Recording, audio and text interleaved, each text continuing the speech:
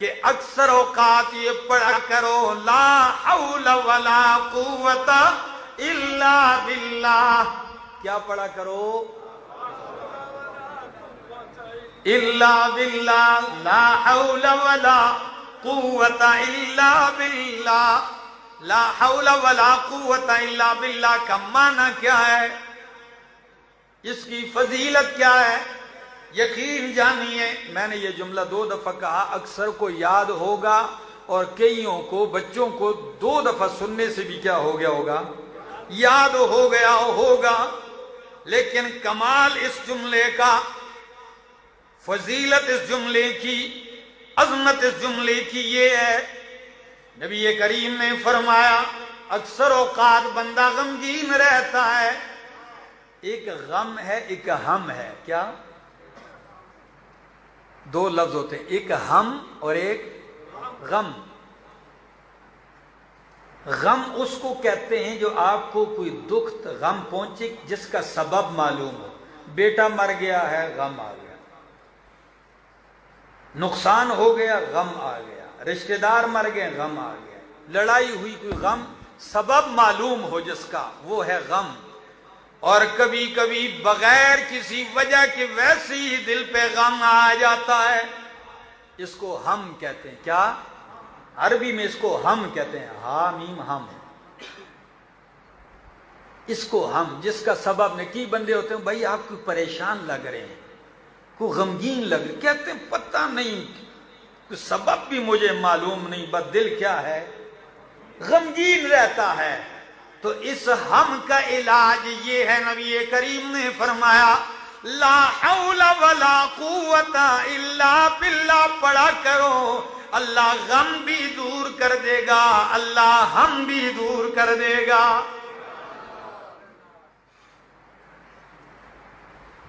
اور اس دعا کے کمالات میں ایک کمال یہ بھی ہے، جو لوگ اکثر غمگین رہتے ہیں اور پھر وسوسے کی بیمار بن جاتے ہیں. کس کے؟ پھر وسوسوں میں مبتلا ہو جاتے ہیں. ان کا بہترین علاج کیا ہے؟ لا حول ولا قوت الا باللہ. اب فضیلت سنیے، نبی کریم نے فرمایا، ابو ذر فرمایا کثرت سے یہ پڑھا کر لا حول ولا قوت الا باللہ فإنہن من کنز تحت العرش. یہ عرش کے نیچے کے خزانوں میں سے ایک خزانہ ہے. یہ عرش کے خزانوں میں سے ایک خزانہ ہے. لوگوں نے اس کو جتنا معمولی سمجھا ہوا ہے، اللہ کی قسم یہ اتنا ہی عظمت والا جملہ ہے. ورد بنا لو، پھر دیکھنا اس کے کمالات. اور میں پڑھتا ہوں ذرا احادیث سے، آپ ذرا سنیے اس کا معنی کیا ہے. پہلے معنی سمجھو گے پھر آپ کو پڑھنے بھی مزہ آئے گا. لا حول ولا قوت الا باللہ. حضرت عبداللہ ابن عباس رضی اللہ تعالیٰ عنہ صحیح بخاری میں اس کا معنی ذکر کرتے ہیں. لا حول، اللہ مجھے نیکی کرنے کی کوئی طاقت نہیں مگر تیرے ساتھ جب تو دے گا تو نیکی کروں گا. ولا قوت الا باللہ، اللہ میرے اندر کوئی طاقت نہیں گناہ سے بچنے کی مگر تیرے بچانے سے بچوں گا. نیکی کی طاقت بھی تو دے گا تو کروں گا، گناہ سے بھی تو بچائے گا تو بچوں گا. یہ مختصر معنی محدثین نے اتنی باتیں اس کے ضمن میں کی ہیں کہ ایک مستقل جمعہ اس پہ ہو سکتا ہے.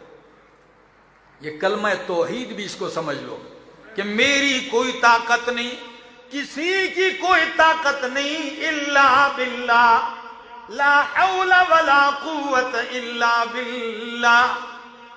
اور ایک حدیث کے اندر نبی اکرم صلی اللہ تعالی علیہ وسلم نے فرمایا، مسند احمد کی حدیث ہے، حضرت عبداللہ ابن عمر ابن عاص رضی اللہ تعالیٰ عنہ فرماتے ہیں کہ نبی کریم نے فرمایا، مال الارض رجل یقول لا الہ الا اللہ واللہ اکبر وسبحان اللہ والحمد للہ ولا حول ولا قوة الا باللہ الا کفرت عنہ ذنوبہ ولو كانت اکثر من زبد البحر. زمین پہ جب بھی کوئی یہ جملہ کہے لا الہ الا اللہ واللہ اکبر سبحان اللہ والحمد للہ لا حول ولا قوة الا باللہ، یہ کلمات اس کے گناہوں کا کفارہ بن جائیں گے اگرچہ اس کے گناہ سمندر کی جھاگ سے بھی زیادہ ہوں. کوئی روایت ضعیف نہیں، صحیح احادیث پڑھ رہا ہوں، موضوعات نہیں. ذرا آگے بھی سنیے. دوسری حدیث ابو داؤد کی ہے. نبی کریم صلی اللہ تعالی علیہ وسلم نے فرمایا، حضرت انس بن مالک فرماتے ہیں ان النبی صلی اللہ علیہ وسلم قال اذا خرج من بیتہ، جب کوئی بندہ اپنے گھر سے نکلتا ہے فقال بسم اللہ توکلت علی اللہ لا حول ولا قوة الا باللہ. گھر سے نکلتے ہوئے کیا جملہ کہتا ہے؟ اور سنت طریقہ بھی یہی ہے، یہ مسنون دعا ہے. گھر سے نکلے بسم اللہ توکلت علی اللہ لا حول ولا قوة الا باللہ، یہ جملہ کہتا ہے فیقال لہ. آپ تو گھر سے کہہ کے نکلتے ہیں تو کیا جواباً کہا جاتا ہے اللہ کی طرف سے؟ فیقال لہ حسبک، کیا؟ حسبک قد کفیت وہدیت ووقیت. اللہ اکبر.